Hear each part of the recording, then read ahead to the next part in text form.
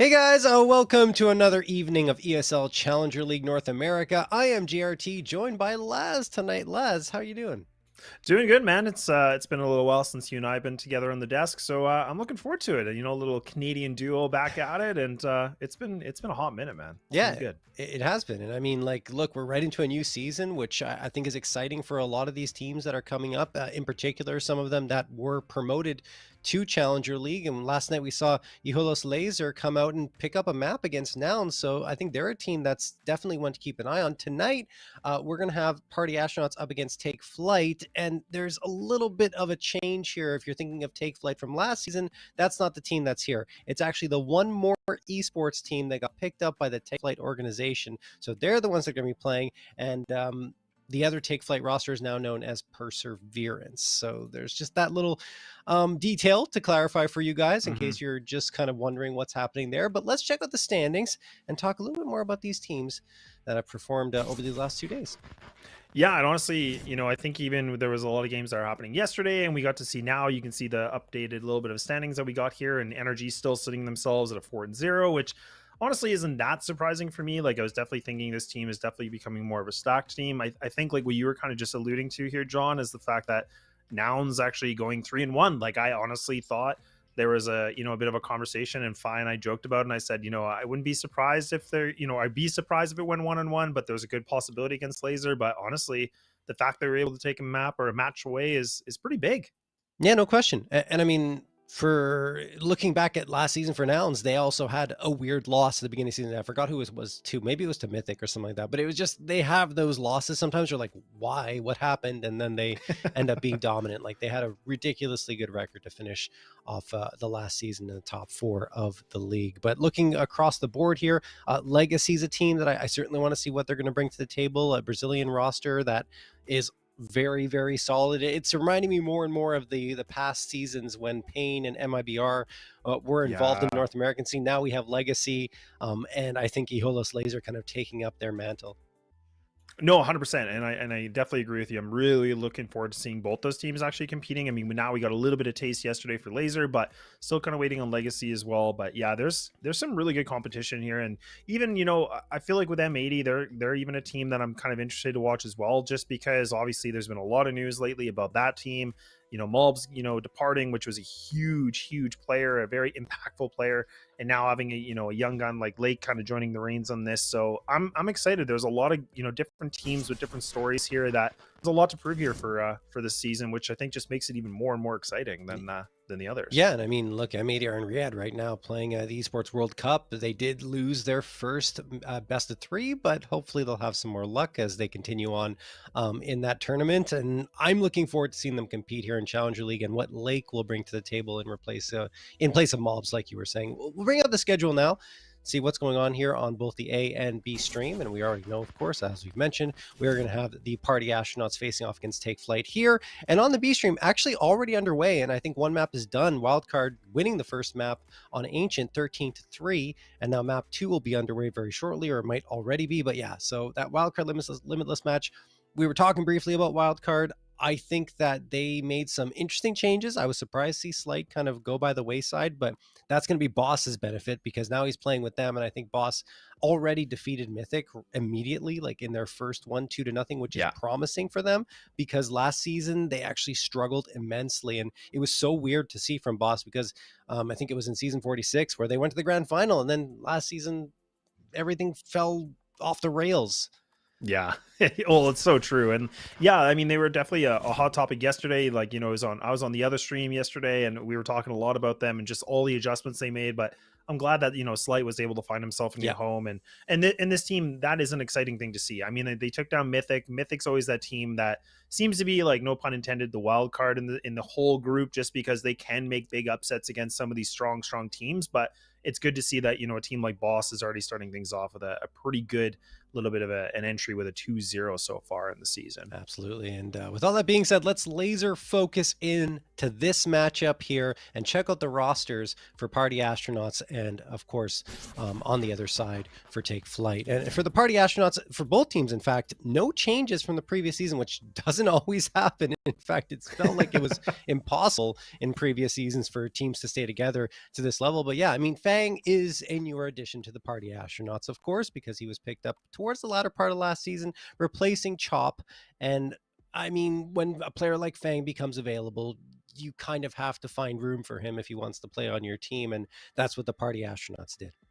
Yeah, and honestly, I'm so glad you bring that up because again, like Fang for me was the guy that I feel like he played on some of these top NA teams. He wasn't really delivering the full picture that he could. So him kind of being in this team, I think is a really good fit because you also have a group of guys that have been together, kind of in and out together for quite some time. You have like Ben Leet that's been around for forever, it feels like, obviously, but I do like this team and they've had some, mixed results in different qualifiers and even, local events or LAN events, I should say, which is really exciting to see. But even just the other side of it, just for Take Flight, just so we don't forget about them. I mean, there is a lot to talk about with some of these players. Like I definitely, like to look out for players like, Grave Kevin and stuff like that. Seabass is somebody that's been around for a little while as well. J Chance definitely, can activate the op when he needs to, but it's just a question, again, playing a team like this, a Party Astronauts. Yeah, and also we can't forget that last season for Take Flight, or when they were known as One More Esports back then, was not great. They had 6 maps won, and they had to go through relegation in order to stay in Challenger League, and they did do quite well for themselves there. Went on into stage 2, because there are 2 stages to relegation now. The first stage is with all the advanced teams trying to fight for 2 spots, and then the advanced teams go up against the Challenger League teams to see who's going to get the actual 2 spots to ECL. And it was One More Esports defeating Laser 2-1, although it was a very tightly contested series, especially on map number 3. And then they also had a 3-map series up against Omit, and again, kind of close in the end in terms of how it went down, but they did secure their spot without losing a series in ECL. So that's good for them. Yesterday, in fact, they played against the old Take Flight roster and did pretty well for themselves. They absolutely dominated them from beginning to end. I was surprised to see that happen, but imagine like the Take Flight orgs thinking, well, I guess we made the right choice switching teams. Yeah. But, whatever. Let's take a look at the veto here. And see who is going to pick what. We obviously only have the first map that's going to be selected here, and I'm curious myself. Okay, we're going to end up on Nuke. That should be pretty good for the Party Astronauts. They've had a lot of success there. I want to say, although there have been matches, I think it was against NRG where they had like a ridiculous overtime match that they ended up losing, and 60 was popping off like crazy, who's always one to keep an eye on. But yeah, what do you think about this? Yeah, honestly, I don't mind this. I think actually like for this group, I think for Party Astronauts, it's not like the strongest win percentage for them, but I think there's a lot of reps that you've been able to have on this. Like I think they sit at about like a 7-8 record, so 15 matches in total.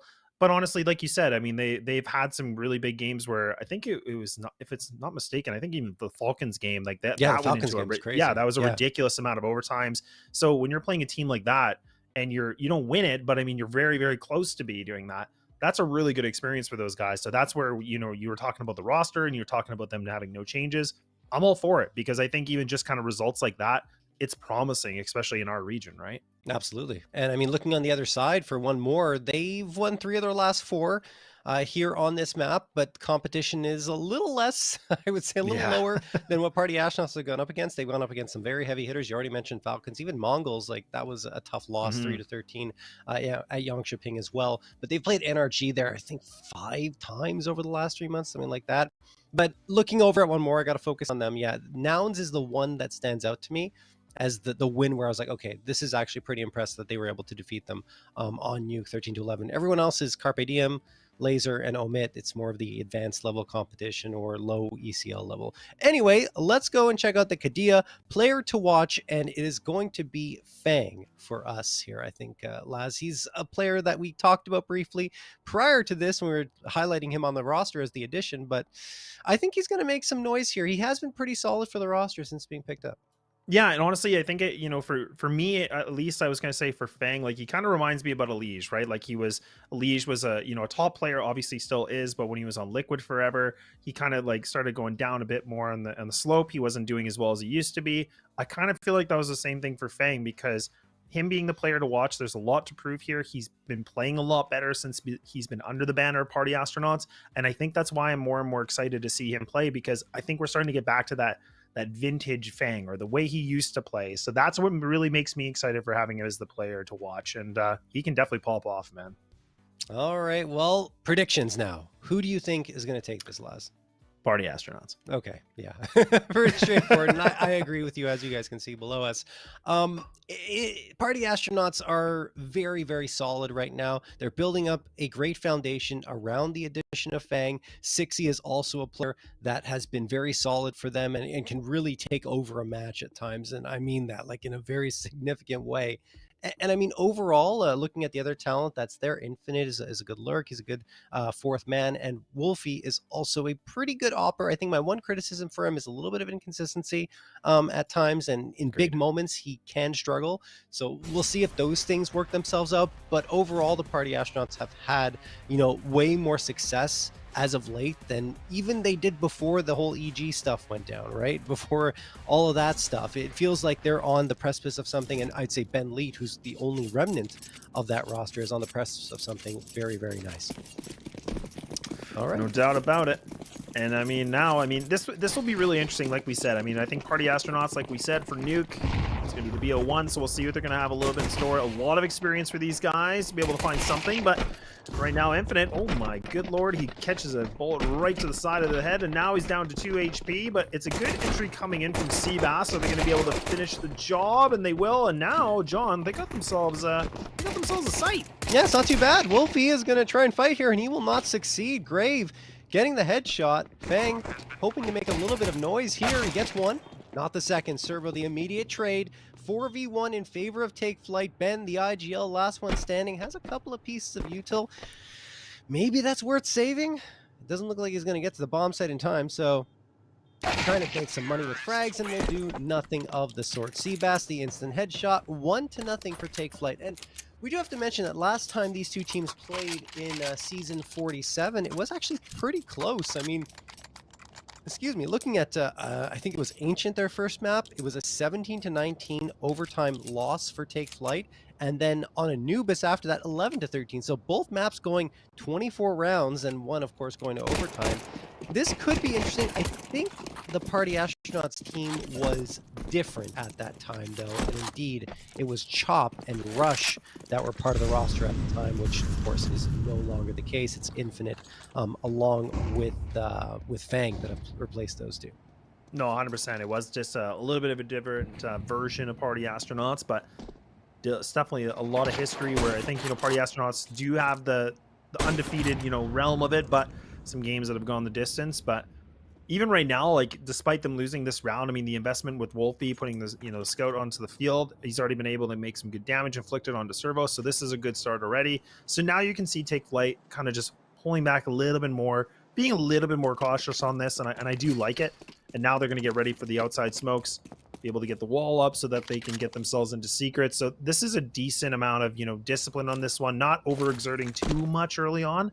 But again, they have to be worried. There's a lot of MP9s that are on the plate here, and this could be a little bit of a dangerous recipe. Yeah, wall of smoke's being set up by one player, which is the luxury of being able to drop the nades, which has been around for a few years now. I mean, it feels like it's new, but I mean, it was introduced quite a while ago, and it changed the meta of Counter-Strike, along with, of course, the new smokes in CS2. But I digress. 35 seconds left in the round. Take Flight are going to lose another body. That's Wolfie finding it. They're running out of time to get an execute going. Wolfie can't connect with another one, but the trades go back and forth, and Fang will lose a critical fight. That's Grave finding him. A 2K for him on the round, looking to make it 3. Infinite dodging bullets, goes into the vents. It's the right move, and Infinite finds the headshot. 14 seconds left now. They have to make their way into the bomb site. Infinite dipping and dodging around. Ben will fall, and that will secure the plant. It is up to Infinite to try and clutch this one out. Oh, man, that was so up to Ben just to be able to find something. But now, I mean, you have Infinite. He's live. He's a big player that's able to put up some big numbers. So this is definitely something he's been able to do. But again, the positioning a little bit against him. Yes, Seabass just below him. Zombie just going to be behind Silo, a very strong position. So again, Zombie has to stay alive. This is so important. Infinite just creeping. He's actually fully checked. He will be able to win that engagement, but Zombie, perfect timing. He's going to get the back of Infinite, and they're going to keep themselves at a 2-0. But man, oh man, did they have to fight for that one. Yeah, absolutely. I mean, Party Astronauts made it work quite well with the force buy. Unfortunately for them now, they are going to be on the full eco, maybe with some upgraded pistols. No, what? Okay, They're investing here Oh, after a force buy. M4 for Wolfie. I thought he was saving that for an op, but they are risking it right now because of how many bodies went down on Take Flight. I think that's the reason why, right? Because they have an opportunity to potentially punish, even though there's still money for 3 players for Take Flight. Here's the chance. Wolfie with the M4. You don't see him with that very often, usually with the big green. Wolfie spamming away, gets one, could have an opportunity for a second, there it is, and Lead's actually going to be the one to collect it, and now Servo finds a trade. I think Servo thought that an enemy was behind him at one point, shooting at his teammate, but it's okay. 3v3. yeah, a little chaotic, but good trades coming back and forth. But again, the HP is low here for Fang, down to 12. So again, a good situation for Take Flight, but now again, just with all this time remaining, they're just gonna again post up, just wait things out. Seabass just looking to see if he can catch a rotator off guard. I really like this. But somebody has to make the play, right? Somebody has to be able to instigate something. I mean, for Party Astronauts, they're doing the right thing, just kind of holding their ground. They're not just overexerting yet. It's, but if we can see Take Flight find this opening duel somewhere, that's when things get a little bit messy, right? Because now the rotates are going to come through. The positioning for the CT is just going to be all scattered. Good smoke going to be thrown onto Squeaky, so now allowing them to get into the side. And Fang, yeah, with his low HP, he's a dead man. Wow, Take Flight. Although it looked a little rough at the beginning, have the man edge once more, and if you're the Party Astronauts, 2 players kind of split up here. I don't think there's much they can do to get back in, on top of the fact that there aren't any defuse kits. He's going to have a peek, and he gets punished for that. Headshot by Servo, and Infinite will just be saving at this point. So, Party Astronauts still can't get around on the board. Take Flight will take the 3-0 lead. Yeah, this is good work coming in from Take Flight again, right? I mean, this is where we said Party Astronauts, a lot of reps on this map, but that just means more opportunity for Take Flight to, watch a couple demos, make some anti-strats, kind of know the gimmicks a little bit here for Party Astronauts, and it's starting to look like it's panning out well, right? I mean, this is a 3-0. They've been pretty dominant with, I think there was one round that was essentially down to the 1v1, but the money's flowing right now on the T side, all things considered. I mean, we've seen now 2 big force purchases on the CT side, so this round probably, I would imagine, just going to be the light, 5-7s. Oh, I see a CZ in there too. Okay, I'm all for it, Ben. Yeah, all right. Let's see what he's able to find with it. Just realized, it happened. I made a mistake. I'm looking at the results here, and of course I was looking at the Take Flight results, not the 1 more results against the Party Astronauts. Yeah, it's okay. They're really similar, right? Except for the first, but we'll get back to it. Since he's going to get the opener here onto Seabass, J-Chance the immediate trade. Just going to be some upgrades here on the pistols for the Party Astronauts, along with the save FAMAS, and that save FAMAS is in a pretty good spot. Infinite does get away from the nade here. FAMAS in hand. 125 on the clock, and yeah, I'll talk about it because the 2 maps were a little bit different, right? Didn't go the distance on both of them. The first one was a 3-13 stomping by the Party Astronauts against Take Flight last season, and then on Anubis, 17-19 loss in overtime. So I mean, Take Flight, or previously One More Esports, have a lot of experience against these top teams, and I think it'll, well, I mean, hopefully for their sake, can build up into something a little bit special because last season was really rough for them. Yeah, it really was. No, it definitely was. And no, it's pretty much the same kind of storyline a little bit with the games, like you said. But I mean, the fact that one game was such a stomp and the other one, went into the full distance like that, still not a bad thing to note. So right now they're sitting at a 3-0, and I mean, this is, on paper could be a 4-0 unless we see some kind of insane pistol round out of Party Astronauts here with a limited amount of investment. Infinite, though, he's able to find the double with the FAMAS, but they'll finally get eradicated. But it is back to a 2-2. Ben just kind of toying with the idea, just letting them know he's there. Plant should be able to get done, and it's going to be just on the edge of the smoke. Fang does get his Inspector Gadget arms. He's able to get this AK in his hands. He's got a full bullet chamber here, and now can he be able to find this connection in Zombie? Again, critically low on the HP. No diffuse kit, but they both have armor. So this is going to be good for aim punch, but Ben has to be the one that's kind of the sacrifice in this situation. Goes for the close, a little bit of a spam. Ben's peeking his head a bit too much, but oh my goodness, John, what is going on? But Zombie, he actually comes through the back lines, takes him out. down to Ben here with an AK. No longer for the world, and now take Flyte. It's looking pretty smooth. I like the idea from the party astronauts to break open the door there and hope that they can connect with the frag, but once it doesn't materialize, great movement from Take Flight to surround them and put a lot of pressure on both players. Once Ben's teammate has fallen, he doesn't really have much to do except hope that he wins the fight in that 50-50 duel, swinging around the corner and loses it immediately. So 4-0 in favor of Take Flight. Great start for them. But now the party astronauts have a full buy. It's going to be 4 A1Ss and the AWP for Wolfie. That AWP will be an important piece to watch here. Where is it going to post up? I believe we have him over in heaven. That makes sense, as he can cycle around from outside and the A site in that position. Ben going to be holding top hut with the A1S. Sturlin's going to try to challenge immediately. This is a very quick hit, and a good one, in fact. The molly is good, the flashes are good. 60 comes out with a couple of frags, but Take Flight, importantly, are getting the trades. That time, they won't, though. Wolfie getting the off shot onto J Chance, makes it a 3v2, even though he goes down to 3 HP. Great adjustment from Take Flight. They've looked really dynamic so far. They're already onto the B site. Yeah, they still got plenty of time left too, right? I mean, they're just kind of posted up. They're trying to see if, you know, any of these CTs are just going to go for a quick rotate or look for a quick swing. But I like this. I mean, now Fang, he's just kind of, again, just getting a little bit of a peek here outside of Secret, just trying to see, you know, is anybody in yard? Realizing he hasn't been able to spot anything. So he knows that somebody could actually try to go for the flank against him right there.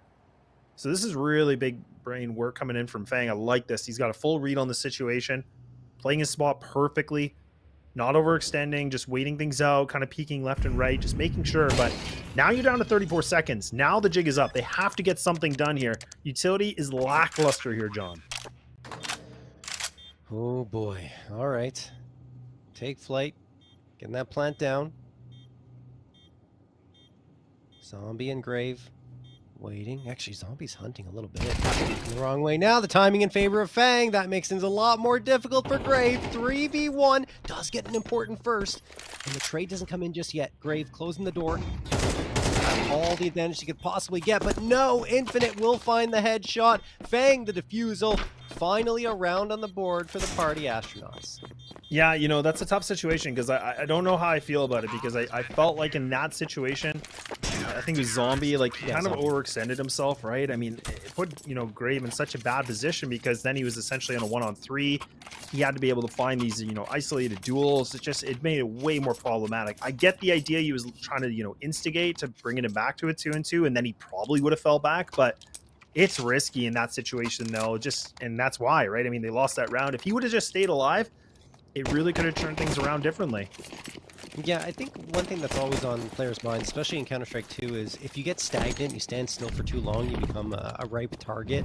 And holding angles is a lot more difficult, right? So I get the idea of trying to move around, trying to take the fights and the initiative in the post plants, but I do agree with you at the same time that I think he just overstepped a little too far by going out towards the vents and could have hung back a little bit and supporting his teammate, who was tucked pretty well. Anyway, on to this round, Fang gets the opener here, spraying down Seabass, 5v4. Favor of the party astronauts. Ben is round top of the silos on the A side. He's waiting for that hit to come through, and it absolutely does. He's in a great spot to punish. Ben gets the headshot despite being blinded, throws the smoke onto the Molotov. It is all party astronauts here, very quickly getting a second round victory. Yeah, I was kind of thinking, you know, for Ben's sake too, I was like, look, like he had the right idea too. He was playing on the top silo, like you said. He was kind of waiting for it. He got caught with the flashbang. I was like, oh no. And then he even backpedaled into the molly. I was like, oh, this is just going to fall apart. But thankfully, he was able to react to it pretty well. I think he was able to find himself that double in that round. So just able to lock it down as much as possible. Just staying alive, it makes such a difference, right? Just because those rotates can get in quickly, it makes it more problematic for the T's. And now we're finally going to see Take Flight a little bit lighter on the purchase here. A couple Deegs, maybe P250. Fang once again, he's in big garage. We'll see what he's going to be able to get in this sale, but now it's going to be the double, maybe a little bit more. He's getting the reload. He wants to get a more of a highlight reel. Why not? And now should be a done and dusted round. And just like that, John, we're right back at it to a 4-3. Yeah, now it's party astronauts really starting to find their rhythm. And not to mention, that was an anti-eco, but Fang reloading after getting 2, goes for the follow-up, and then a flashbang thrown. I can't remember by who it was thrown by, but it was a great one because it opened up all that space to flush out the last player who couldn't see a thing for Take Flight. So 3 in a row for the Party Astronauts. That lead, as you mentioned, evaporates, and 3 AKs still up for PA as well, along with that economic foundation, which is so critical to build up on CP side, especially in MR12, is very strong here for PA. Fang finds another one here after Servo drops Wolfie. Infinite. Oh, goodness, talked into the cubby. He's got support from Fang. This is such good news for the Party Astronauts to see Fang up to 9 frags. And when he's a very streaky player, right? When he starts playing well on a map, it tends to carry through for the entirety of it. Oh, I'm so glad you brought that up, John, because that's 100% true, right? I mean, he really is a streaky player. So when he's feeling it, he is feeling it. And right now, he is top fragging on the team. He's looking really, really good. I love that control that him and Infinite went for, like him just playing behind red. Infinite was able to push really close into blue box. That was a really nice way for them just to get control of that, putting a little bit more aggression on outside control, which they haven't really done before. I mean, they've just let Fang kind of just sit back in garage. He's been successful, but they're mixing it up. And now even look at Ben in a strong position. He's clearing things out. His timing's just a little bit off, unfortunately, but at least he's getting some good intel. Now we can at least communicate. I think these guys might have got themselves in lobby. 60 didn't quite get the memo. Now Fang trying to look for a little bit more. Will be able to find Zombie right in the corner of it. Now Kevin by himself on a 1-on-3 attempt. Should be able to get the bomb down, but John, I don't know how I feel about this with little utility in his pocket. Yeah, I mean, Grave, definitely, like you said, bomb going to be planted. Needs a quick frag here. Oh, that flashbang. Oh, it's beautiful. Ben Leet helping Fang secure his 4th frag of the round. Unbelievable stuff from him. As the Party Astronauts, speaking of 4s, they're going to be tied up at that number heading into the next round. And Take Flight are probably kicking themselves a little bit. Felt like they had an opportunity to go through there and fix that new site, but there's not really much you can do because the utility was so on point. Yeah, and I'm glad you brought up the flashbang too, because honestly, that's the one thing that's really fun to watch about Ben, right? Like he is that IGL, he's the utility guy, and honestly, just that flash alone, like that won them the round, right? That guaranteed the round because Grave was fully blind. He had no idea what to do, and you could see he was trying to move, but he was just, I think he even got caught on the side a little bit too. So it was pretty much a free kill, which makes such a difference, and you gotta love to see it. Yeah, and I mean, that's one piece that Ben will bring to any team he's on, is he throws the most flashbangs, 0.71 over the last 60 maps played, or last 3 months, that is, for the squad here, and his, I think his success rate, number of players flashed per round, I would say, is 0.77, so that's really, really good. Mm-hmm. Oh man, like the old ramp crunch. Oh, that nade. Oh, good grief. That's real thick. That's a thick one. Now Fang again just looking for more highlight reels. He's able to get at least the 2, but the consolation actually comes in here for Take Flight. They had the man advantage, not anymore, but at least Servo now does have the op in hand. A unique position though underneath. Might be able to find this. Might be able to find the timing on Infinite. Oh, but it looks like he might just skirt away. Now Infinite has a really good idea on this. Servo in a terrible position. Yeah, Infinite's got the information, so him and Ben just can play together. They have control of the bomb, and I don't know, Servo, like, there's lots of time, but it might be just worth saving it.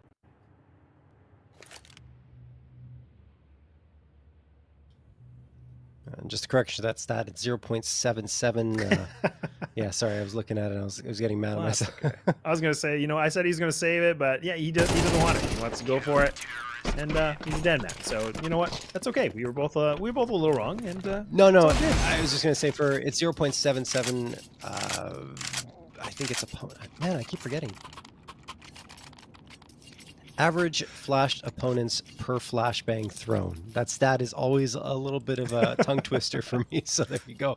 But anyway, he's good with flashbangs. Do we have to get any further? No, we don't. Party Astronauts, speaking of being good, 5 in a row, and they've got the lead up against Take Flight, and it will be Take Flight back on the AKs and the AWP. 4 AKs and the big green. On the other side, Party Astronauts still have one of those AKs available to them. Wolfie, he is sniping, waiting, watching from secret. Yeah, good mix-up for him too. Like you said, he hasn't really been in this position before. A strong angle, but J-Chance was thinking maybe. Oh, but Wolfie, he actually goes for a different fight. He will win it, but It's only a 1 though, so I mean it's kind of a 1 in an instant trade. Infinite though, nice little bit of a pickup as well. And now you can just see the M4s are singing, man. These guys are just finding the stride. They're looking really, really good. We talked about, Fang being streaky. I think Party Astronauts are the one that's being streaky. Is now they're putting themselves in a conversation for even a 6 on the board. Yeah, I mean, 4 rounds are still good for T side, even if Take Flight doesn't get anything else here on Nuke, which is notoriously CT sided. Not as much as it used to be, as I like to say, but still. It's hard to crack through that defense. Zombie and Grave are going to try to do that. They find some space into ramp, but I think it's a trap. It's a trap. Infinite's waiting there, gets one, and then the trade is there immediately as Infinite is dropped. Fang finds his second on the round. I think that's maybe his 4th or 5th multi-kill round. Probably more than that, honestly. Yeah. But 138 ADR as well, 15 and 5. And the Party Astronauts are benefiting from that in terms of round victory, 6 in a row. Yeah, this is impressive, right? I mean, this is always one of the things too. Like for Take Flight, they're having such a good streak in the beginning with the 4-0, and this is a hard thing to come back from, right? I mean, you've lost 6 rounds in a row. These rounds, honestly, are getting a bit more spaced out, where Party Astronauts are winning them pretty convincingly for the most part. So that's something Take Flight also have to kind of digest in this, as well as the fact that they were making this competitive and close, and now these rounds seem like they're kind of getting away from them. Yeah, no, I definitely agree. And this one, it's a half buy that's actually not too shabby in terms of the buy-up, but Fang, now with the AK in his hands, hits another headshot. Grave and Servo are once more going to look for room in towards ramp. Wolfie connects, falls back into the B site. He's got support as well from Infinite in admin. Infinite peeking around, them away. He's got the information. Wolfie ends up getting overloaded. Ben is there to get one, but Servo finds the trade there. Fang is the snake in the grass. He's got 13 HP, but they haven't cleared control yet. He's going to clear around. There's a freebie. I think he might have seen the head of Servo. I'm not sure, but Servo's limping along at 4 HP. Sees the barrel of the AK come around the corner from double doors. 48 seconds left for him. He's just trying to hang out there. He needs to grab the bomb and plant it, but it's just so tough because the frag is critical and he won't get it at all. There's so little he can do in that circumstance as 60 finds the last. Yeah, and I don't know if Fang did see him or maybe did, but like I love the fact that he just kind of posted up there anyways to, again, just keeping the composure, man. That's all that they needed to do. And I'm a little bit questioning that plant spot as well. Like they just kind of forgot that the window is there, or like radio's there. Like, oh yeah, you can kill me from there. I guess that is a thing. And it just felt like something they could have just pushed a little bit more in the sight. But either way, for Party Astronaut fans, they're going to feel pretty good about that one. And last round of the first half, John. And honestly, for Party Astronauts, if they can get themselves 8 in a row, that is going to feel mighty good. And just kind of like that op shot, it's going to even feel better. Yeah, I mean, Wolfie hasn't necessarily had that many frags, but that's an important one for him to get. And then 60 follows it up with one onto Grave. 2 players gone in the first 20 seconds of the round for Take Flight. Fang pressing the issue from Secret. It's not really being watched. Wolfie's attracting so much attention. Another frag for him. Servo and Zombie are trapped. Servo manages to get one onto Fang. And the follow-up on 60. Spamming through the smoke, but Wolfie collects a 3rd scalp. This time it's Servo. Only Zombie left. Position known. It wouldn't surprise me if Party Astronauts just close down in on him and shut the door right in his face. Zombie coming around. I think he was spotted at this point. Yep, they're spamming away. There it is. Infinite the last. Party Astronauts 8 in a row to send us to the halftime break.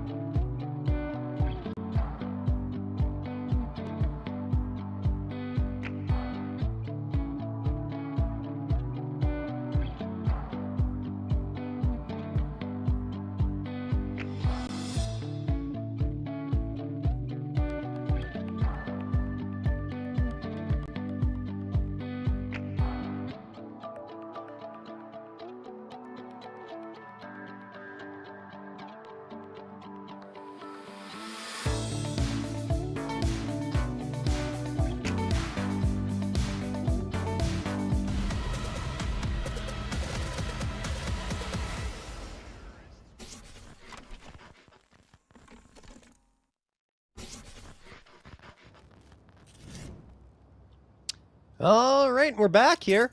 Second half of action on Nuke. Party Astronauts with a pretty commanding lead heading into the second half, but we can't forget that, of course, this is very CT-sided on Nuke. That being said, Party Astronauts could take control early on here with a pistol round victory, and after that, it'll be much more difficult for Take Flight to get back into this. Yeah, long road though, right? I mean, this is the thing where they got to persevere through, losing 8 rounds in a row. Now they have to do something a little bit bold and brave, and looks like they are. They're actually going to fight for this lobby control. They get it. 6E. Oh, gets an easy kill. Jeez. Man, that's just filthy with a Glock too. Okay, but look, he's going to get a little taste of it as well. These pistols, man, they are just one-shot wonders right now. Servo, maybe a little bit more. Yeah, why not? He's just trying to cook up a little bit of a triple. The CTs, they finally get something connected, and now Take Flight, they bring things back to a fifth. Yeah, that's honestly not too shabby for Take Flight. Getting that pistol round, it was very back and forth, but it's so crazy, honestly, how quickly pistol rounds can swing in one direction or the other, because there's no head armor, and those pistol headshots can be so lethal, especially from close range with the Glock. Having 20 rounds almost feels like too much in its power, but in that case, the USPs did reign supreme, of course. All right. So a 3-round deficit, and the Party Astronauts do not force up. They didn't get the bomb plants. They say, okay, let's just keep the pistols up. 3 Deagles, P250, and Ben sticking with the good old Glock. Zombie peering over towards Secret. Smoke going to get tossed there. Seabass the opener. Should be a pretty standard anti-eco here for Take Flight. Be surprised if they were too fussed at all here.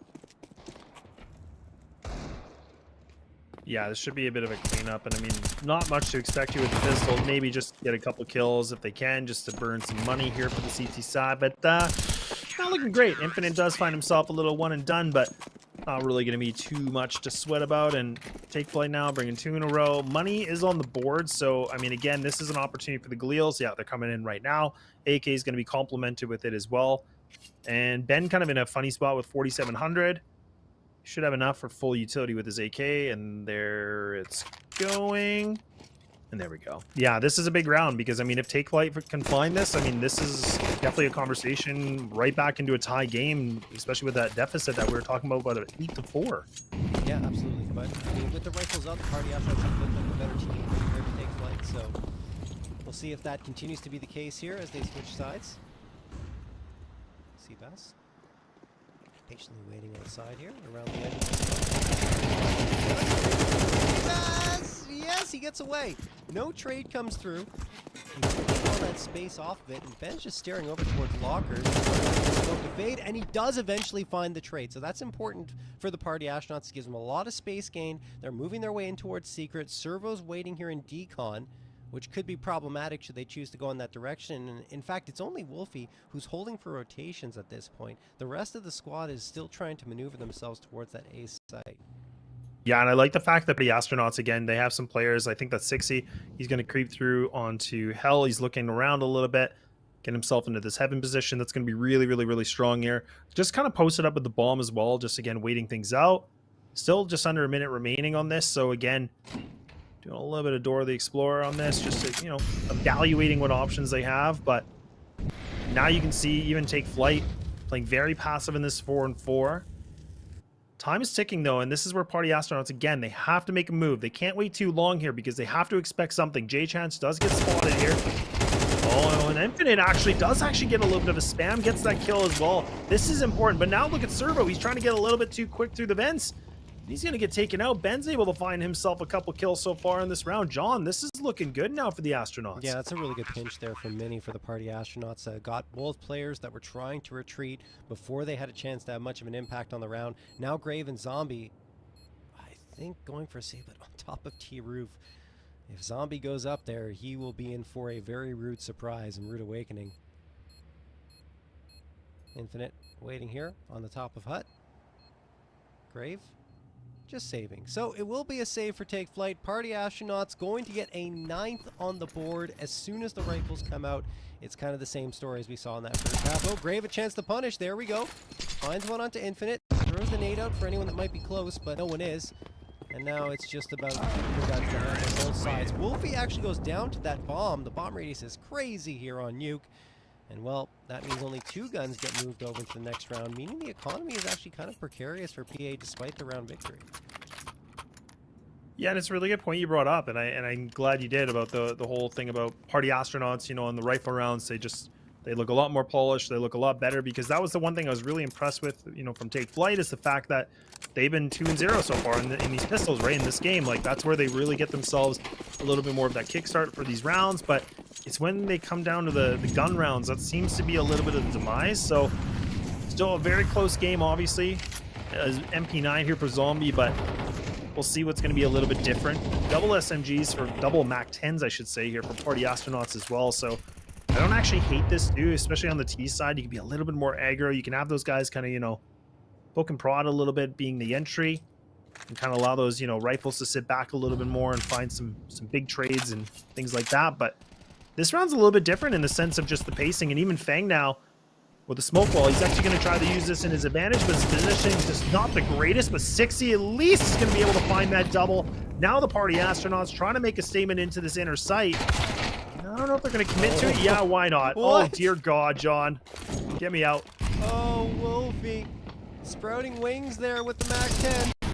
Grave comes through, gets one, and the follow-up as well. They can't find him. Grave sneaks in from heaven, and Wolfie and 60 were thinking he must have been coming from another direction.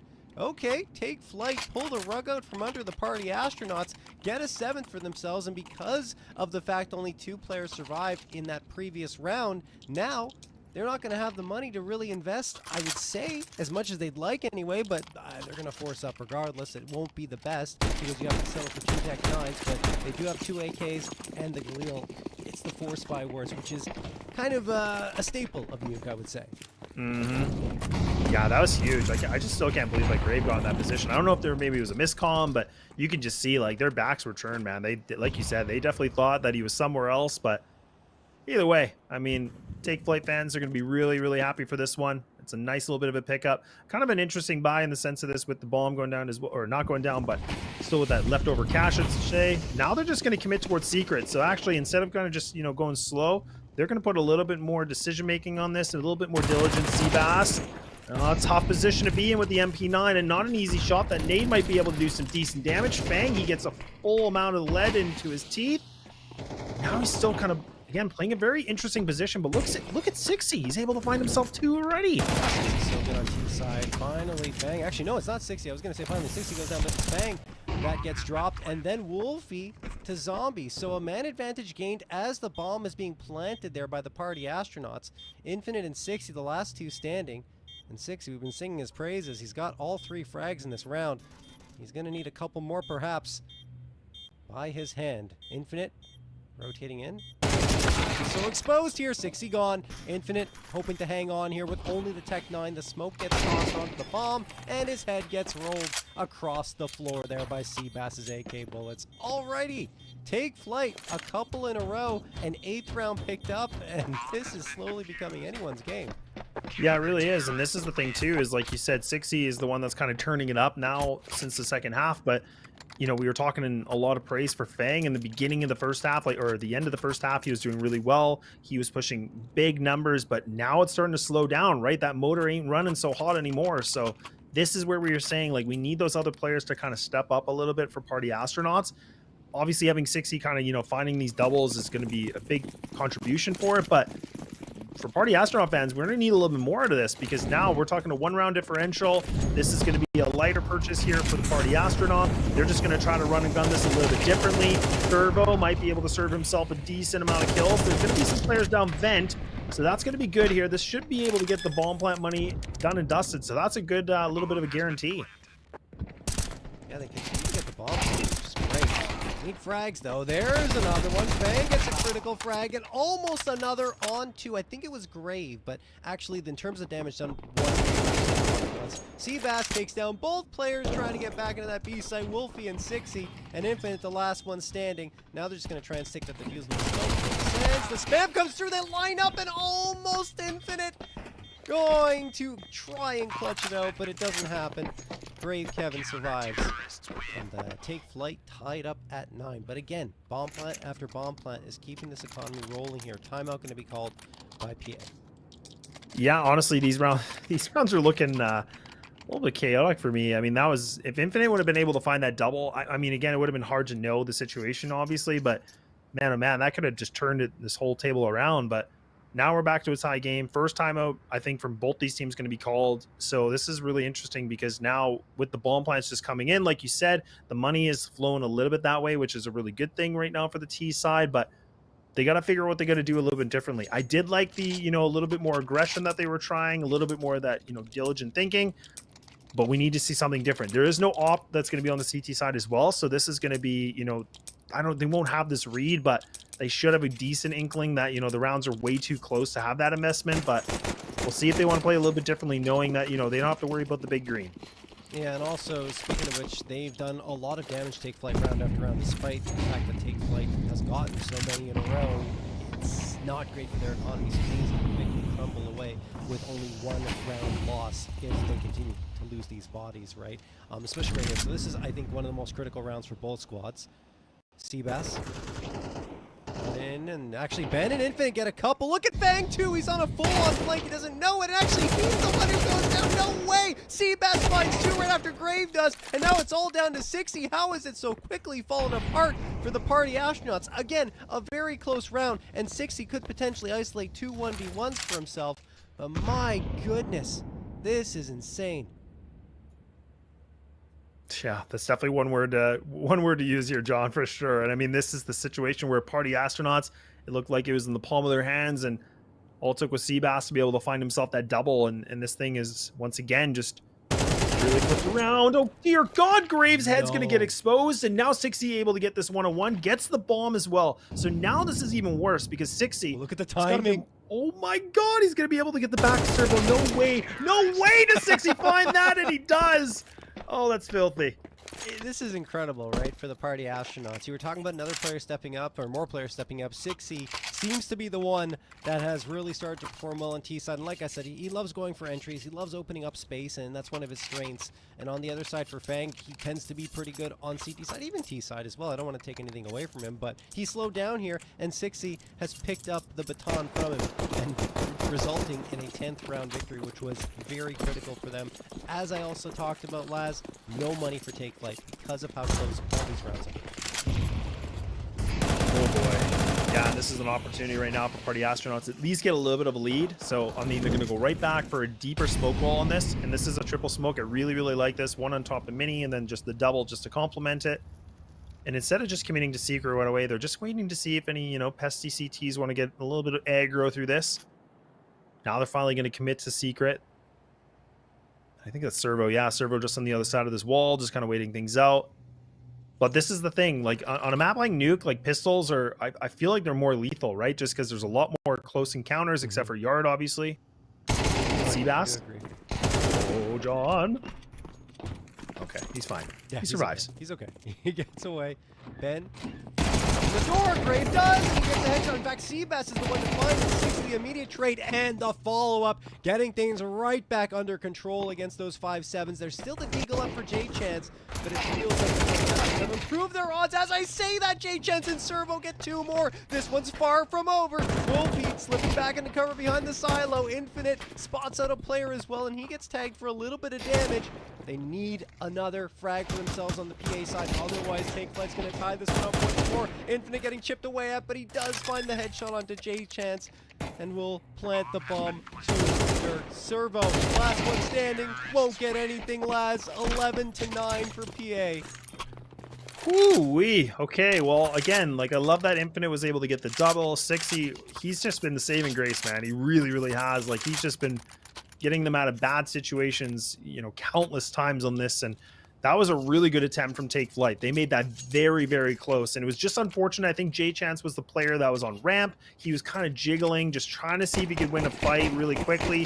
His head got a little bit too exposed, and he gets removed, right? So as soon as you lose that player, it just makes it, like, the percentage just goes way less for you, favorable to win that. So once again, the CTs have to put the pistols back on the board again, John. So this is a tough pill to swallow once again. But look at this, is the aggression I was talking about. Seabass, he's a smoke criminal. He's just going to run right through it. I mean, stretching those smokes, it's working out. But on the other side, the party after. Oh, look at the damage taken, actually. There's two players that are getting kind of low. Ben lead hovering around half health and 60 at 23 HP. They are going to move their way into B.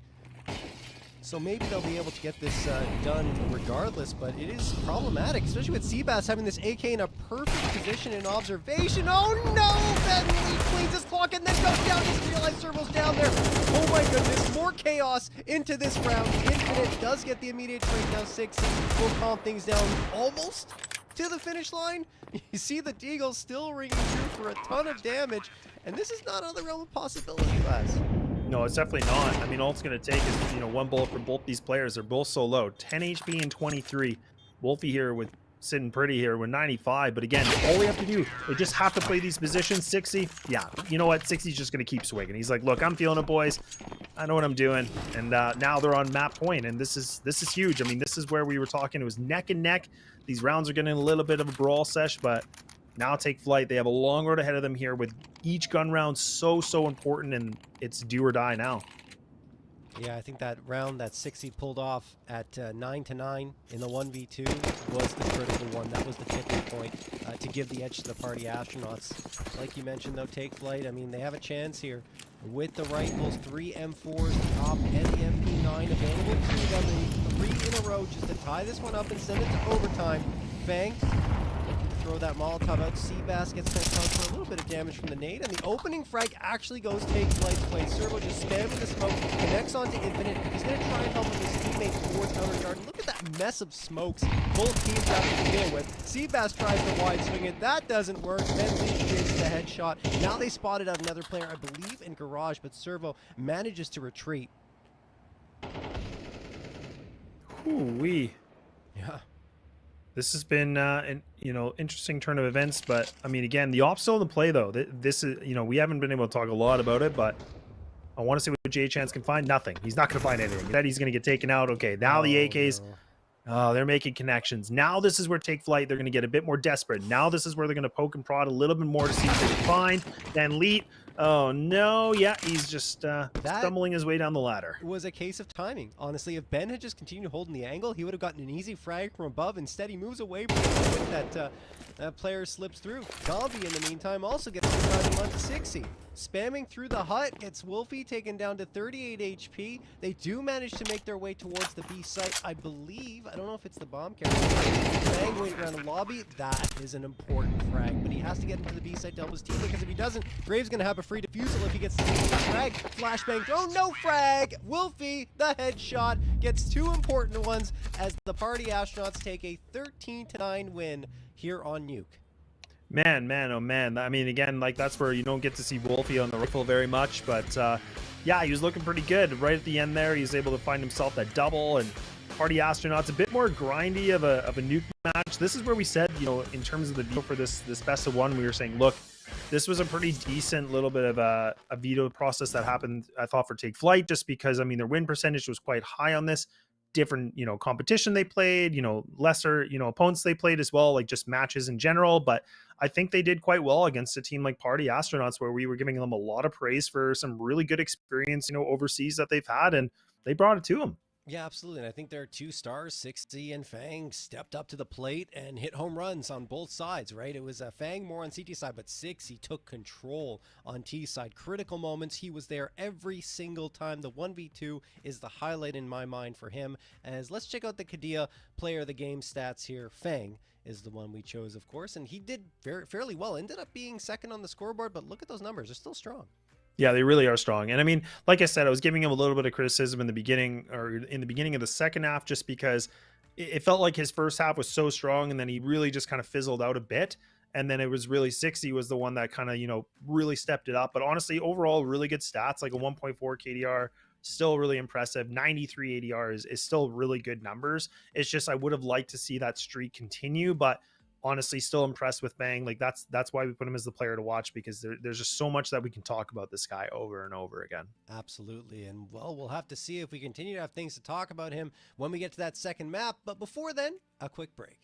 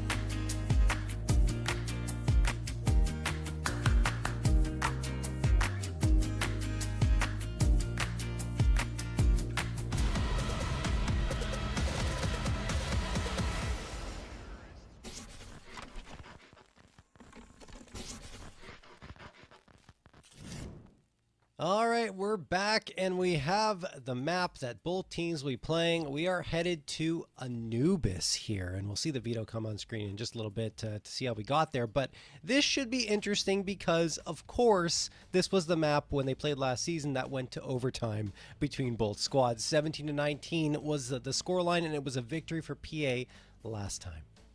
Yeah, and I think, you know, in this case as well, like, again, it's a similar situation about, you know, for this team of, you know, take Flyte, a team where they don't have a lot of matches on it. But again, I think that's kind of the same in some regard for Party Astronauts. 3-5 record for Party Astronauts on this. You know, they most recently had that loss against Nouns. So it's a little bit up and down for them. Like, I think we've seen a lot of, you know, dominant losses where, like, you know, it's like a 13-6, 13-5. You know, but we've also seen some pretty decent wins where it's like a, you know, also a 13-10 against Laser, which I feel like that was probably more than normal, but they've also beaten a team like Legacy as well. So I don't know. I mean, I think this is, again, this veto, I think makes things more of a good question for Take Flight. I mean, I think they, was this not the map that I they think you're looking out? at Ancient. Laz. Oh, no. It's okay. I it's am. Okay. Oh, no. John, we're just, okay. No worries. No, I'm just going to leave, so I'll see you No, later. you don't leave. You stay right there.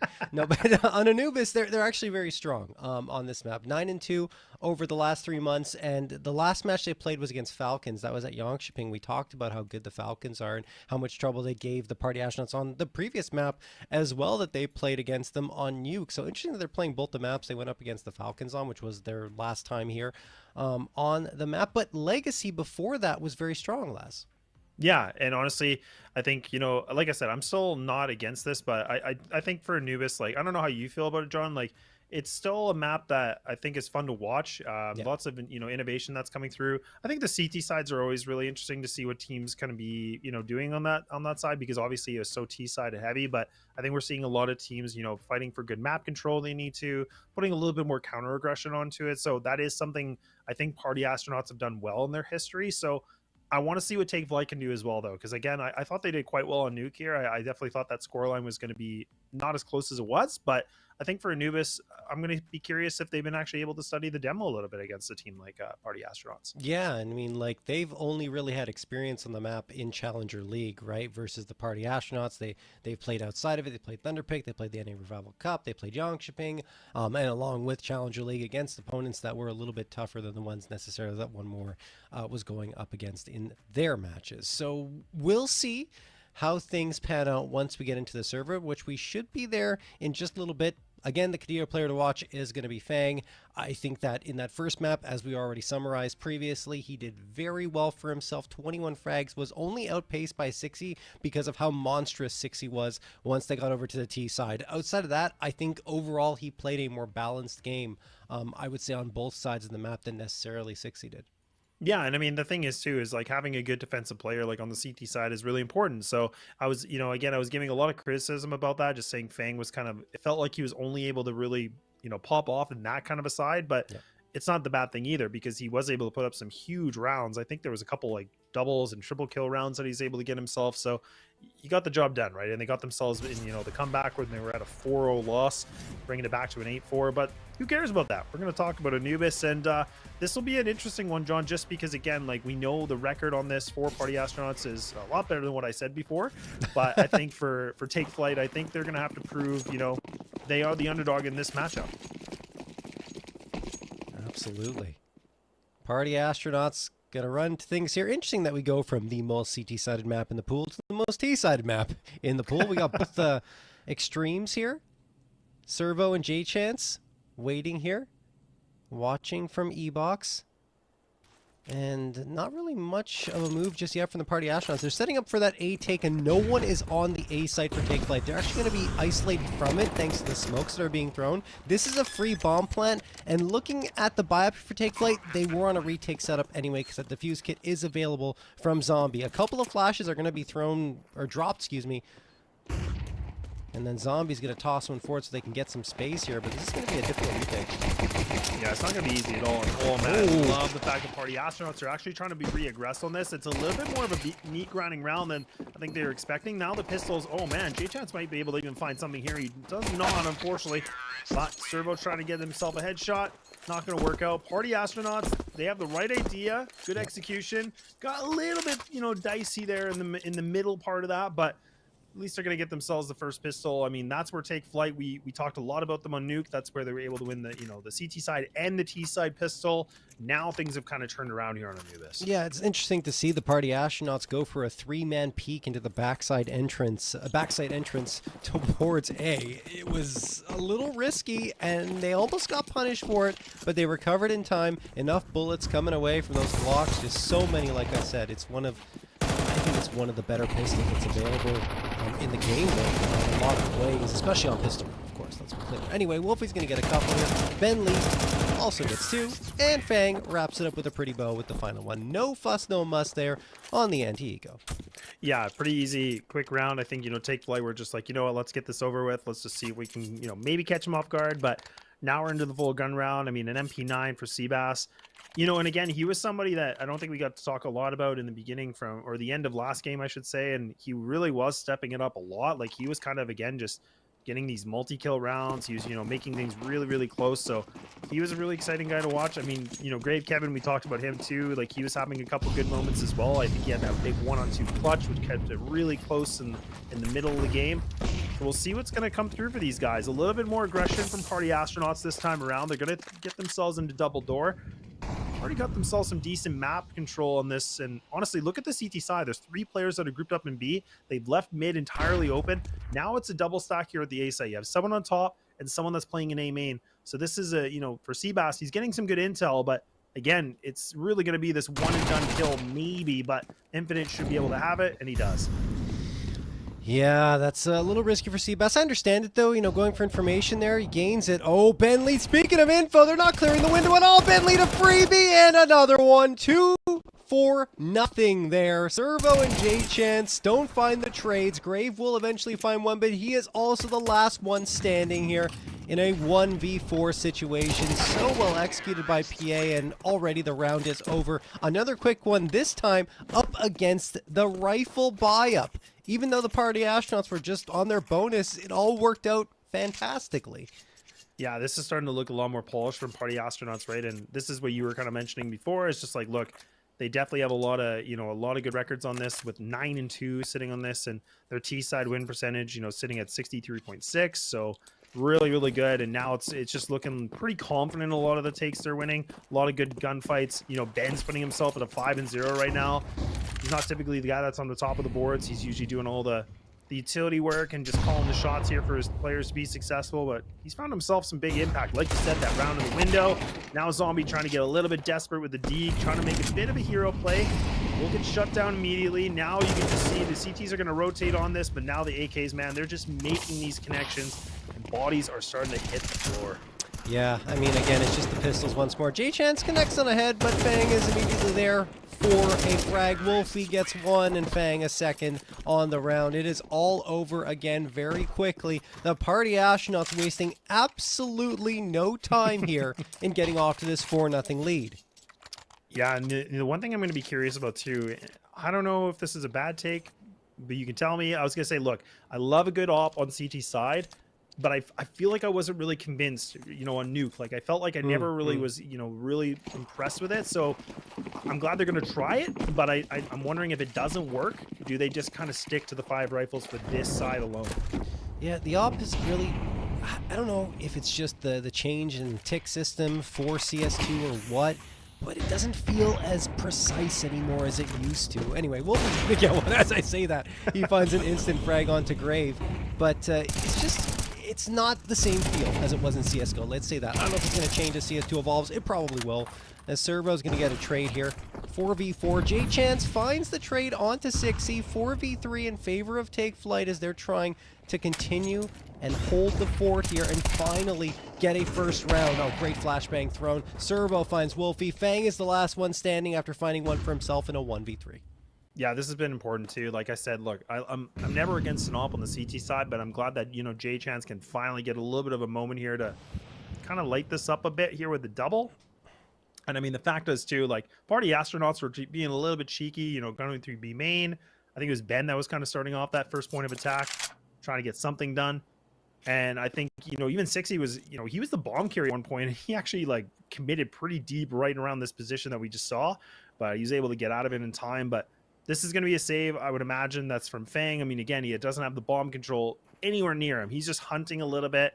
He's only got 30 seconds. He's not in the best position right now. If he's able to find these kills quickly, I mean, yeah, they can turn things around, but this is not going to be easy. He's going into a bit of a funnel. Yeah, it's so difficult. 14 seconds left. At this point, probably better just to hide and save the AK because you don't want to go down after time. J-Chance is watching this angle, and there it is. Well, at least doesn't go down after time. Gets the loss bonus in place, and of course the money is just absolutely flowing for the Party Astronauts, so it doesn't really matter either way. Ben or Infinite could have dropped him if something goes completely wrong. That said, Take Flight, hold the fort over at the B site, and that is the good news for them because the Party Astronauts are really coming on strong. I think they got a little overambitious, like you were saying, just trying to get cheeky going to that B site, perhaps overconfidence coming into effect, and whenever that happens, especially in CS2, teams tend to get punished. Yeah, no, that's exactly it. And now, I mean, the op's still going to be back into play here for Party Astronauts, so we'll see what they're going to be able to climb through this. And you know, this was one of the conversations we had too, as well, with the op, you know, head to head a little bit. Somebody like Wolfie, when he's playing well with it, and man, look out. But right now he's sitting at a 9-1. He's top fragging on the team with big numbers. Now Fang, he's going to get himself pretty aggressive in window, so he's just trying to spot things out. Nade just going to again go on the right hand side of this. Nobody close on by. They're getting this bridge control pretty much for free, like countless times. It really hasn't been contested too much. You can see now even Take Flight, a little bit more of a passive angle. J-Chance just playing in camera, trying to get a quick picture, and then he's going to duck out. But Party Astronauts just slowly and surely just fighting for this map control, and they're doing a job with it. Yeah, they've gained a lot of space, right? They're into A main, 2 players just hugging the corner here. Infinite thought he was waiting for his teammate to throw a flash, but in the end, they're just going to burn more time off the clock and make Take Flight second guess themselves. But as it stands, Take Flight aren't really moving a muscle, holding their ground. Seabass, an important first contact here, and he pulls at the util at a very inopportune time. Ends up surviving, though. No punishment yet from PA. 30 seconds left now for them to make their move. Time is running out, so they need a frag quickly, and they find one. But Seabass does manage to get one before being traded out himself. Now it's only one player left until reinforcements arrive. That's Zombie, and I think he's just going to give him the plant. There's no choice. Yeah, and this is a critical position right now, again, because the utility is lackluster. You have a flash and an HE remaining here for the CT side. That's going to even be burned in the wrong position. So, again, these CTs, that smoke's not going to make things even easier. Now they're going to have to go through this, fight some smoke, fight the fires, and now can they get through this? 60's going to be able to take ahead of Servo, and yeah, 60 once again, that T-side rifle. Kevin, no, he's getting himself a bit of a moment, but unfortunately, it's going to just be the 2K. Now Party Astronauts once again putting themselves at a 5-1 lead. And now Ben's going to be able to pick up the op. That's going to be retrievable for Wolfie. And the money's not terrible for the CT side. They can definitely invest the rifles. So I'd like to see something, even maybe a timeout, John? Yeah, timeout wouldn't be bad, honestly, to talk things over. I think a buy-up felt like a foregone conclusion, but no. Wow, that is exceptionally conservative. Okay, I don't mind it because on Anubis, you really do need the util on the CT side. It's exceptionally important because those quick pushes from the T side can really overwhelm you very quickly. So maybe it's better for them to go for this, but they had quite a bit of cash available to them. We'll get the upgrades and the body armor available. Upgrades to pistols, I should say. And as Seabass tries to come around that corner, Infinite is going to punish him. Zombie, oh, there's the audio cue, so they know another player is in the vicinity. He does manage to escape back to that A site. only defender there. So if the Party Astronauts continue pushing in here and get that frag, it'll likely be a 6th round signed, sealed, and delivered. Mm-hmm. Yeah, And I mean, no I agree with you. Yeah. Sorry. No. Yeah, it's okay, John. We're I am surprised with the pistols, but I'm not. And I agree. I was just gonna say I definitely agree with you with the utility. Servo, again, just try to find maybe timing on this if they can. A tough position for J-Chance on this one with a deke. And oh man, again, look at the utility work from Party Astronauts. Perfectly placed. Infinite throwing that flash, just blinding them like a bat. Now they're in a great position. This is, as long as they're not overextending on this, like you said, this should be a 6th round guaranteed.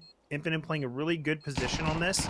Should be able to find this kill. Maybe not. Instead, he'll play a lot more conservative. And there we go. Party Astronauts, they sealed it with 6. Yep, there it is. A very hot start to their T side. Take Flight will absolutely have a buy-up in this next round. Maybe a frag, no. Infinite takes care of that. Engrave will save the body armor. Full armor, in fact. Definitely worth keeping in his hands. Along with that 5-7. And he's going to keep cornering down. Okay, well, never mind. Grave is gone. As we talked about, though, they had a very conservative save, and they will have the full util now and a proper buy-up coming up against PA. Yeah, this is a big round. Again, just because for round number 8, like we said, they preserved a lot of cash. But again, now they have the op out. They got the utility out. They're looking good. So this is where they really, really need this round. Because if they don't, I mean, the loss bonus, yeah, it technically is there for them to some degree here. But it's not going to be great. I mean, that's just going to give Party Astronauts the lead. And now they'll be able to conclude the first half in favor for them. But let's see what they can do. I mean, Ben Leeds already burned a little bit of utility for himself. Instead of actually, again, regressing on this A main control, they've actually just put all their attention essentially just for a 4-1 split. Very, very interesting. Now the nades are just starting to fly through the sky. Now they're just going to execute into this. This is a perfect read right now, and who other than Ben? He's going to be able to find that entry with Grave Kevin. He's got himself a little bit of an answer, but he might just be roasty toasty, and oh, he's still alive. I think he's going to be dead soon. There it is. Okay. Even blinded, Infinite's just spamming. Eventually he'll fall. Seabass gets an immediate trade though, so the man advantage is preserved here for Take Flight. Wolfie and Infinite have forward positioning onto the site, but Wolfie doesn't have the bomb, and he falls back. Infinite's kind of left to his own devices here. It's not a bad spot to have at the back site, but Wolfie needs to get in here and grab that bomb. He will absolutely not. Now a 1v3 clutch on the cards. Infinite isolates the first. And he has a flashbang. He's going to toss forward to try and grab that bomb. I don't know if they have it in their visibility. It doesn't matter. J-Chance finds Infinite before he can grab the bomb. That'll do it. A 2nd round picked up by Take Flight. That was a really important situation just in the sense that, Party Astronauts, I love that they mixed it up and just kind of made that, quick decision. Like, look, we're going to go for a faster play. We're not going to rush it necessarily, but we're going to execute into this B site right away. It was a perfect read. Honestly, there was the players that went down, but you could just see Take Flight. They were able to hold on just enough with some of those players on the rotate so quickly. And that just gave them the key to success, just to be able to find that second. Really, really important, like, I was kind of alluding to, just because they put a ton of coin on that round, and it would have been just detrimental if they didn't, right? It would have been just so disastrous. But now the question is, can they maintain a little bit of that consistency? The op's still in the play. Servo looking like he wants to commit to this. He will. Actually, the paw flash will come through. He's spots ahead, but he's going to be able to tuck out of this one, though. Oh, nice peek from J-Chance. Yeah, onto Wolfie, so he wins that duel with the op. Has been a lot more impactful here on Anubis with that op than he was on Nuke. We were questioning it a little bit, but so far so good. Seabass going to get naded down to 66. Infinite picks up the op off the ground. Now, Ben has an interesting position right now towards the B main position, towards B main, I should say, and 60's pinching into E box. So they can work together. Maybe they'll gain a little more space, but you even see Take Flight kind of biting here, rotating off B completely. It is a 5v4. They have all 5 standing, and B is free and clear for the taking. Oh my goodness, this could be a complete misplay. Yep, this really could. And I'm glad you brought that up, because right now the information is just being grabbed, and now the rotates are starting to come back through. Party Astronauts, this is just weird. And now, are they going to expect this player up top? I don't know. He's playing in the perfect position right now. Not going to get spotted. Zombie. Oh man, he's going to make the play here. He's able to find that first. He's going to drop the bomb as well. So that's a huge play for the walking zombie of himself. Oh, and now back on the board here 2 in a row. Looking at the radar there, it was absolute chaos, honestly. And it felt like the party astronauts, had they just stuck with plan A, which is go to B, bomb site B, it would have worked out exceptionally well. No one would have been there. They would have had the plant, probably a nice stable post plant as well. Instead, they go into A at the absolute worst time because Take Flight were on a rotation thing. Oh, wait, they're not going to come to the A site. So they split up. They had 3 players towards CT spawn, 2 into A main, and that ends up being absolutely fantastic when the XU comes in towards the A site and PA has no idea where they are. So all 5 players standing for Take Flight. A very chaotic round turns out in their favor, and now the party astronauts are running into some money troubles. Yeah, after a while they were looking so good with the money. Now it ain't looking so pretty anymore. Infinite catches the pin right into his face, and now he's down to 53. Both players in water. That's gonna be a good volley though. It's gonna flush them out, but they just can't get the spamming done, unfortunately. But J Chance actually does get himself repositioned on this. I do like that. He's still gonna re-aggress on this one. I think important. And this is getting the lineups ready for the A exec potentially now. And oh, J Chance, that shot missed. That's going to be costly. And look at that. Who other than Zixi activates a Mac 10. And now they got utility on their hands. I don't know what they're doing, John. They need to get guns out. And now it's Seabass is blocking things down here. Oh. Fang gets him in the back of the head. That is a beautiful maneuver by Fang to get in from connector onto the A site. And now you have Servo and Grave Kevin looking to make their way back into the site. Servo, the tip of the spear, charges out, finds a bullet to the dome, and Fang delivers the last as well. A 3K for him on the round. He's up to 12, leading the scoreboard on both sides, and the party astronauts crack that round win streak from Take Flight and take their 7th. Yeah, I mean, Fang is the player that we, wanted to watch. Now he's sitting on the top frag position like you talked about. I really like that play. And again, that's the thing about, with the op, like you have somebody, that is equipped like J Chance, who tried to be a little bit more aggro. I liked that idea. I liked that, decision. But when you miss that shot, like you have 1 shot to hit, right? I mean, that was the thing. As soon as he missed it, Sixy played that perfectly. He just re-aggressed, fought for it, took him out. And that's when the cookie started to crumble. And now this might even be the moment here too. The ops might go a bit of a head-to-head. Zombie getting the timing just off. Fang now getting closer and closer to this. And J Chance, he's actually able to tee off a big opening duel. Ooh, almost through the wall, Wolfie. I think he missed that shot by just a hair. Oh, Zombie's waiting here and up close. Wolfie, no chance at all. The barrel's showing, so Zombie can line that up through the door. 5v3 in favor of Take Flight. So even though the party astronauts came in with a nice round victory in the previous, again, Take Flight doing quite well for themselves. Bentley could get a 2K. There it is. The round is on again. 3v3. They've got space gained in towards the A side. Only 1 player there at Seabass. They overlooked this position previously. They will do it again. He gets 1, trying to find the follow-up. Molotov sails in, but it doesn't bounce in 60's favor. In fact, I mean, it at least keeps Seabass at bay. And it kind of keeps both players here in the heaven position isolated as the bomb gets planted. But this is still going to be a tough ask for PA.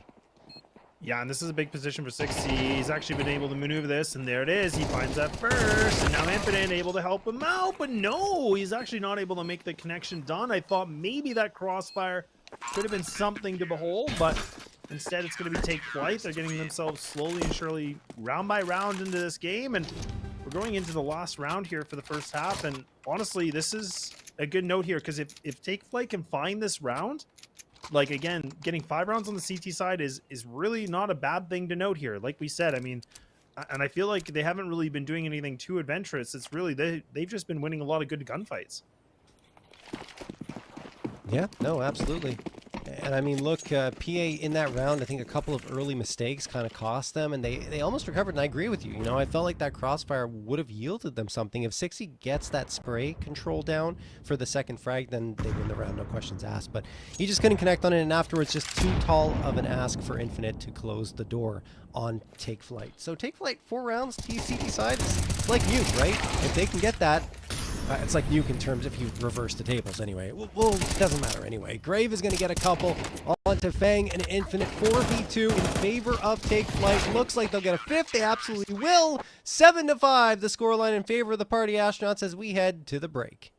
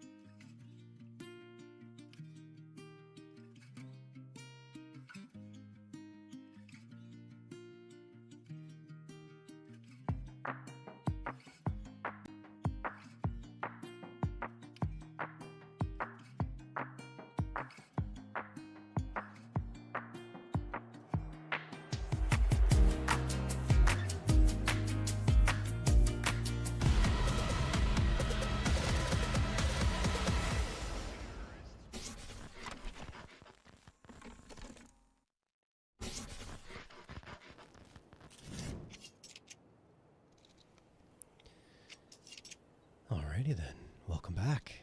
7-5 for the Party Astronauts, but take flight a resurgence towards the latter part of that first half. The beginning was all Party Astronauts, 6-1 at one point, but since that point, a 5-1 run for Take Flight.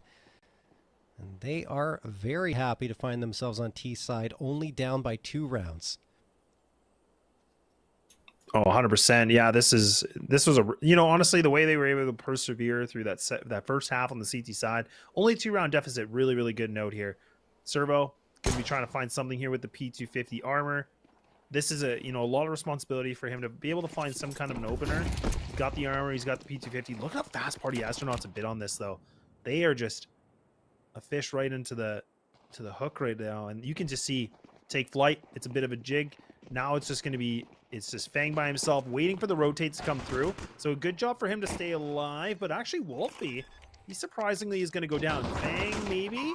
Oh, it's just not going to be the right timing. Unfortunately, the bomb will go down, but Fang is making these connections. Now these things are starting to light up. Fang's able to find himself a couple more. Looking to see what else he can do. It's Fang once again. It's a deep dagger looking for the ace. Doing everything in his power to be able to find this. He's inflicting the damage. Can he get the job done? He will not, but somehow Take Flight come back.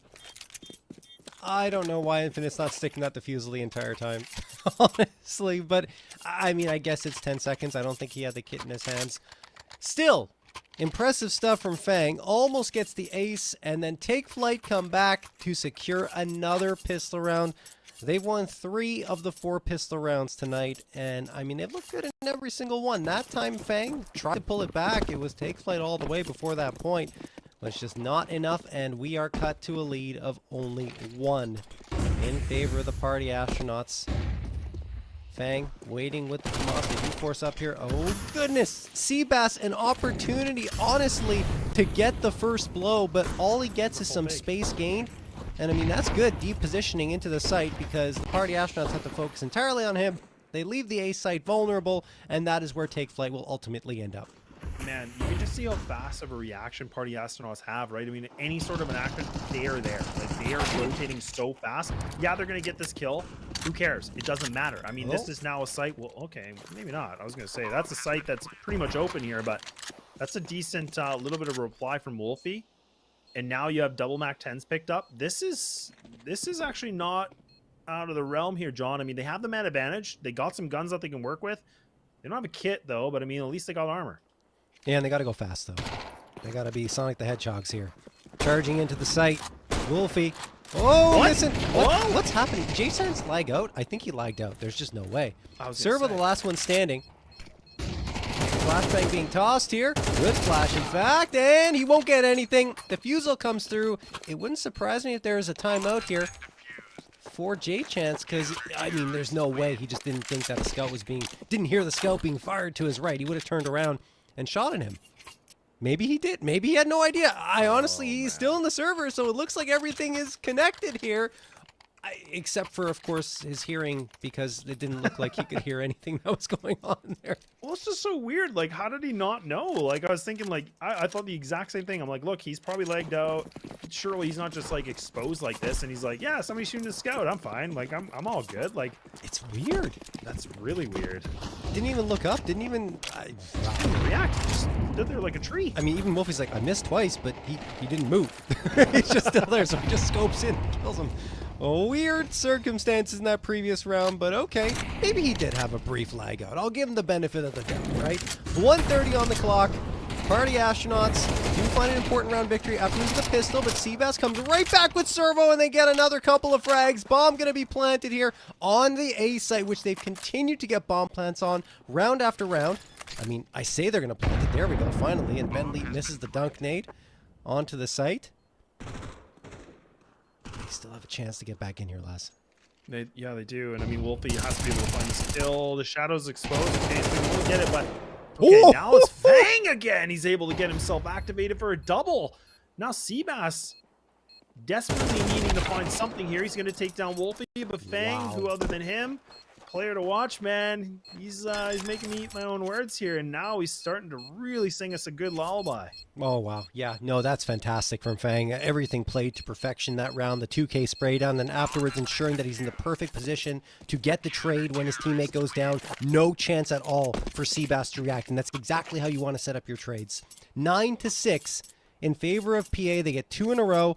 Bomb plant does come through again for Take Flight, so that economy continues to flow pretty well, but they've been conservative in these types of situations so far in both maps, and it looks like that will be the case here again. And I would say it's more of the obvious half buy in this situation than when we were on Nuke and they had like 4K or something like that. Or was it here? Anyway, whatever. We know they were a lot more conservative last time they went for that save. This time it's kind of a little more logical.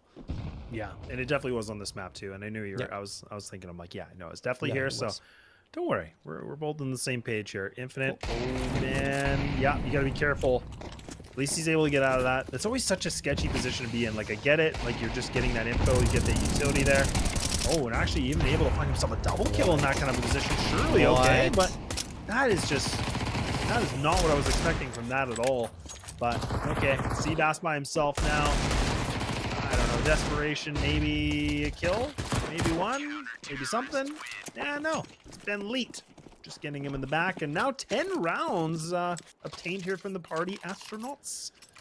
Yeah, honestly, that round they lost when it would have been a 7th round victory where we saw Wolfie get 3 chances at shooting at the head of J-Chance and then finally got the last one. That round being lost was a huge difference maker for them because they needed to get back into the game, and it was closing in on that point. It would have been a tie game. Instead, now we're sitting at 10-6 in favor of PA. They do have the money to buy up now.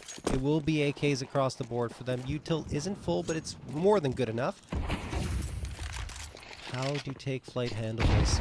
Nade pop, no visibility gain, but it does afford the opportunity to push into Canal for Fang, and he only gets 1 before getting traded out, but Infinite pops out of aim in at the perfect time, almost finds himself a second, but he has to also be careful because he could fall very shortly. Sees the shadow though, that's the advantage you have holding that angle. The shadow comes around, Sixy finds the frag. It is a 4v2. Take Flight are trying to be dynamic. They're trying to adjust here and go right into the B site afterwards, but it's being watched. Wolfie with the op connects, and Seabass is spotted out in that smoke. Ben Lead sprays him down, spams away with the deagle in celebration as the party astronauts are 2 rounds away for making this a 2-0 night. Yeah, this is looking, you know, again, really, really impressive on the CT side because we talked a lot about this in the beginning of the game where we said, look, it's definitely a more T-sided map. The CT side, it's not impossible, obviously, but it definitely is more difficult. But party astronauts, like we said, with a very strong record on this, you know, familiar territory for them. They're just looking really composed and looking really, really well here for, you know, their attacking side, but also their defensive side now. And they're sitting in a great position here with tons of cash on the board. Pistols out here for Take Flight. So, I mean, they're kind of banking it here to push for overtime if this round doesn't go their way. And instead, they're not going to have anybody, you know, lurking on the outside of A or mid. This time, they're just going to commit to all these players. Flash is going to rain through the sky, hoping they catch somebody off guard. A good Molotov place here from Ben. Will he be able to find these kills? He will. It's just a meat grinder, mince meat, and there it is. And it's going to be the 12th secured for party. Easy. No deaths, money built up, 6 rounds available to them to close this map out. We'll see if they need more than 1, though. 4 AKs and the AWP on Take Flight's side. Perhaps their last chance coming through here. They need to pull off a good execute. I didn't mind what they did in the previous one, going for the pistols onto the B side, excuse me, and just trying to go for that quick push, but PA was absolutely ready for it. Yeah, they really were, and I mean, now this is essentially, you know, 6 rounds needed for Take Flight. 60. Look at how aggressive he's getting. God, 60. Man, even the fact that he's able to get that 1 kill, look at what they do. Now they're just going to fully aggress in this. Maybe a little bit overexertion on this. All of a sudden, it's down to the 2v2. Take Flight have been able to clean these up nicely. But look at the players. They're far apart from each other. Servo's going to be able to have the site control. But again, Zombie not in the greatest position here with the bomb, because if he gets taken out, this round is over. This Yeah. is now a position where they spotted. Look where he is. I mean, I said this is probably over. Or I said this is over, and it would have been if the party astronauts stopped pushing. It was a 4v2. Anyway, like you said, the bomb's in a tough spot, and it wins the fight in Zombie's hands. Op shot misses. Wolfie pulls out the pistol. He is surrounded, and he's dead. 4v2, and Servo and Zombie deliver everything they could possibly need to keep this one alive. Party astronauts overplaying their hand. It's such a good situation they put themselves in, right? A little bit of tempered aggression is great, but that's just full-on aggression, and Take Flight punishes them frag after frag. Yeah, I love that, the comment you made about they overplayed their hand, and that's probably the best way to describe it, because again, I love that they aggressed. I love that they put that pressure on there, but they needed to fall back. There's a point where it becomes way too much, and that was it, because Take Flight, they reacted to it, they got the trades when they needed to, and they got themselves around. Fang with an op, not something you normally see very often, but he's going to try for it. Double ops for their first time, I think, ever we've seen with these guys so far today. Wolfie. Okay. All right. Okay, yeah, now they're doing things. They're doing lots of things, John. Yeah, this is the same situation as last time, right? 4v2. The only difference is they stopped pushing, and they fell back here instead of continuing to go forward. So now they're going to readjust themselves. 2 players on the B site, one watching towards Canals, the other one watching B main. And then one on A, that anchor infinite's going to be important here. The problem for Take Flight as well is they have to recover the bomb, and they don't know how far forward the party astronauts have gotten. So they have to slowly but surely clear things out. Still a minute on the clock. Fang's waiting with the op. Fang spots him and gets the overkill headshot with the big green. Grave, last one standing. 1v4, 50 seconds on the clock, and an AK in his hands. He's got the bomb recovered. Fang misses the shot, so Grave, an opening here, still has full HP as well, but time is against him, Laz. That's not good. And he's got a knife under the gunfight too. That's not going to make things work. And unfortunately for Take Flight fans, it's going to be a 13-7 loss against them. But Party Astronauts, they're going to be able to have themselves that 2-0 here from the 2 separate best of ones today. And honestly, they looked even better on Anubis than what we saw on Nuke. And really, really impressed to see what we got. Yeah, no, and I mean, look, I think that Take Flight played pretty well.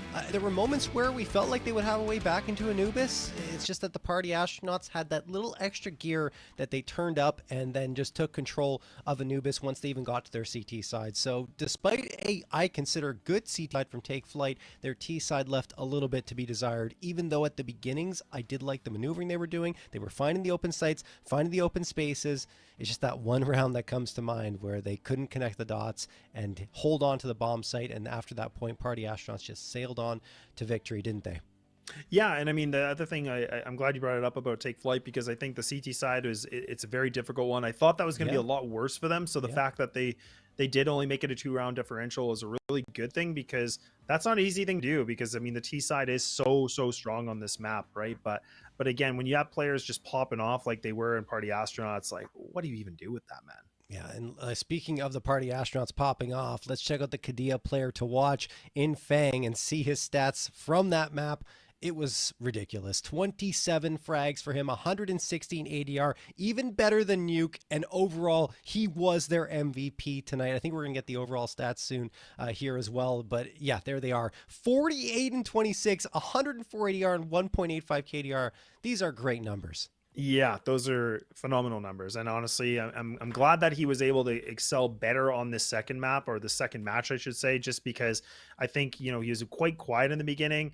Then he really just started to heat it up. And that's where you talked about him being a streaky player. And that streak lasted a lot longer on Anubis than it did Nuke. So, yeah. I mean, the stats alone, he was able to put up some decent numbers. And that's what I think Party Astronauts needed, was somebody that can be a good firepower, somebody that also can assist, like, Infinite and Sixy and those kind of guys as well. No, absolutely. I think they're getting everything they hoped for from Fang after picking them up late last season. All that being said, Party Astronauts, well, they continue their flawless run here in ESL Challenger League Season 48. They go to 4-0. And us, well, we're going to wrap it up for the night. Thank you so much for coming out here. For Laz, I am JRT. Have yourselves an awesome night.